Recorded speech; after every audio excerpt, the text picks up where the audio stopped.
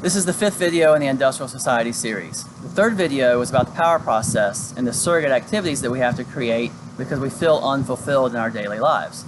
So with respect to the drive for power, the amount of need they have for the power process, we can basically put people in a few different groups. So the first group is those people who have really no significant amount of desire or need for the power process. These are the people who are just content with their lives. They're basically living in servitude and just doing what they're told and what they're asked for. I mentioned some more about these people in the 4th video, the most recent video. Technological disruptions are imposed upon them and they just keep on going as unaware, naive, obedient consumers, basically. The second group is more of people who may have an exceptionally strong drive in the power process. And this group has 2 categories. So the first category in the group of people who have a really strong drive are those who are also really susceptible to advertising and marketing and propaganda. And what happens to these people is, no matter how much money they make, no matter how successful they are, they just keep buying the latest and greatest thing. They just keep chasing the next big thing, the carrot dangling in front of them, the new cars, the new technology, everything. And for some reason, even though they never reach their goals, never fulfill the power process, it's that pursuit and that chase and effort they put into always getting the next latest and greatest thing that gives them some amount of satisfaction or fulfillment anyway. The other category in this group still has high drive and is still very susceptible to advertising and marketing, but the pursuit does not fulfill them. They never reach their end goal because there's always a new goal further in the future as new technology comes out. So these people are frustrated and not fulfilled with their constant pursuit of buying the latest and greatest thing. The third group are those people who have the drive, but they're just not susceptible to marketing. So they don't really care what the latest and greatest thing is. They don't have the desire for money and status and climbing the corporate ladder. But they're not the docile, compliant type either. They do have some amount of drive that's important. And these are the people who will be relatively satisfied with a surrogate activity. They're going to find a hobby or a passion or something to do to give them fulfillment, and it's going to work pretty well for them. So the people in this third group, this is an important distinction we're going to make in a few minutes. The people in this third group, they independently find or create their surrogate activity to satisfy their need for the power process. They come up with something on their own and find something to do, okay? That's important in a few minutes. So the 1995 essay begins by talking about a different group of people whose pursuit of the power process is not taken upon independently. Instead, these people go looking for a group to be part of. That's how they fulfill their needs, by being part of a group. And then amongst that group, they experience the power process with whatever that group is doing. And there are 2 big reasons for this explained in the essay. And these 2 reasons kind of make up the psychology of modern leftism.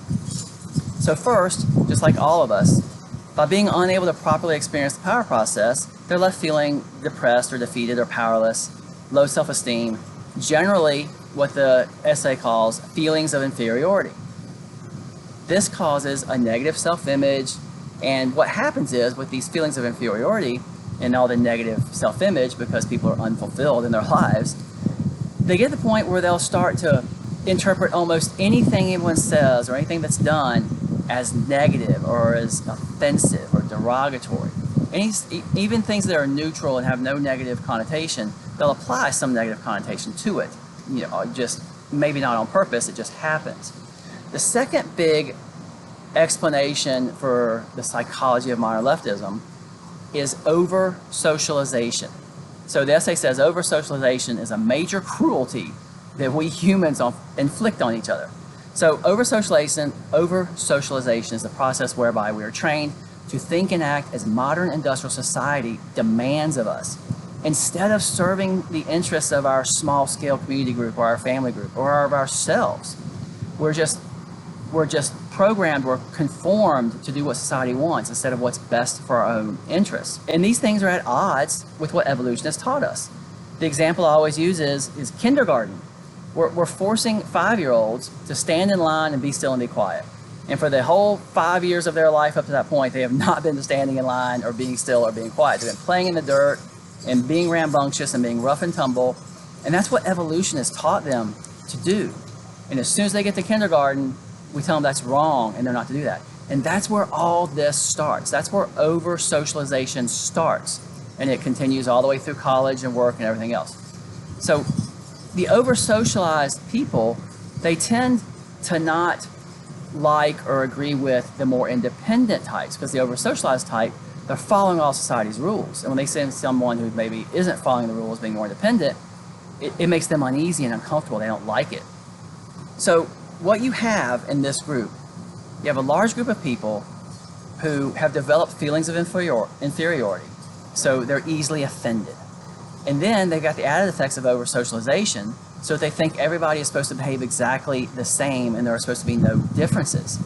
But these people still need to experience the power process. So what's different amongst them is, in finding a surrogate activity or like a hobby or something to satisfy their power process, they're not finding it independently and then finding that there's a like-minded group of people doing the same thing.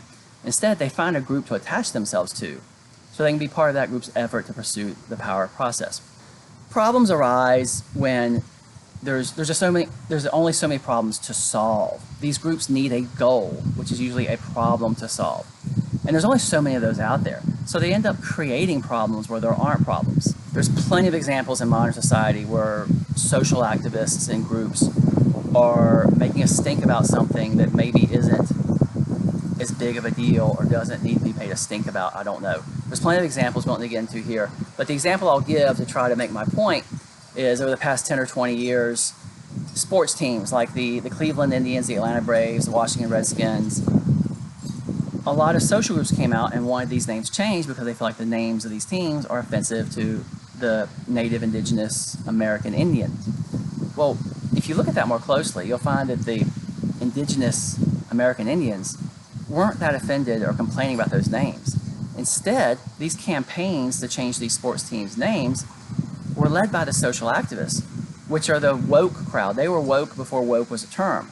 And they're usually the affluent, college-educated white people who are kind of the over-socialized types. So they take these tasks on, or these causes, because they want to help the less fortunate. Well, they see other groups as less fortunate or inferior because they see themselves as inferior. These other groups are not necessarily inferior or less fortunate. They're just different in some way. And maybe American society doesn't treat them right and they become less fortunate. But originally, they were just different, not less fortunate. So because they see themselves as inferior, they think everybody else is inferior and they want to help them. So they take on this project of trying to help people who aren't asking for help or maybe don't need help. What's the saying that things that bother us most are the things that we see in ourselves that we don't like about ourselves? We see those in other people, and it reminds us of our shortcomings and we don't like that. Those are the things we dislike the most. And that's what these groups are targeting. So nobody's really inferior, it's just that the over-socialized person perceives the others as inferior and then tries to help them. So last little thing about this, in this group of people, we're recording this video early September 24, so in the United States there's a big presidential election coming up. I can clearly see the independent, self-sufficient types tend to lean to one side of the political spectrum, and they want an equally strong, independent leader. They're not looking for somebody who follows all the rules. They're looking for somebody who gets the job done, is an independent, and takes care of themselves, and puts us first, I guess, is what they always say. And the more over-socialized people, because they feel inferior, they are actually offended by images of strength and power and independence. So they want to fight to make everything completely equal, so that nobody's stronger, nobody's weaker, that everything's equal. And we've seen that in this summer in the news in multiple places. And I think it's obvious, we can't be equal.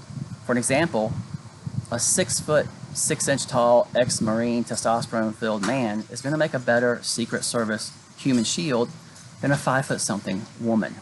Okay, that's always going to be that way. Any athletic competition, physiologic males, which are just males, men, are always going to be stronger and bigger than women on the whole. And they shouldn't be competing with each other in athletic events because the men are bigger and stronger. They shouldn't be competing against women. And women are equal as human beings in so many ways and better at so many things than men, but the physical attributes, the physiologic traits that make a man, are always going to favor the man over the woman, even though there's other things that women do better than men. Okay? So the over-socialized group wants all that to be equal, and it can't be. And they want society or the government to solve everyone's problems and make everybody equal so that nobody's stronger or weaker or better or worse or anything like that. Well, they want that because if you're going to be responsible for your own health and wellness and you fail, there's no one to blame but yourself. That's what the independent types want. They want to be responsible for their own success or failure. But if you want society to be responsible for everything, then if your health or wellness or welfare or safety or financial health fails, it doesn't have to be your fault. You can blame society for that, society's fault. So as we go into the presidential elections in a few months in 2024, that's kind of what you're voting for amongst these two groups or whatever, is you're either indicating that you take responsibility for yourself or that you think everything is someone else's fault and someone else's responsibility. Thanks.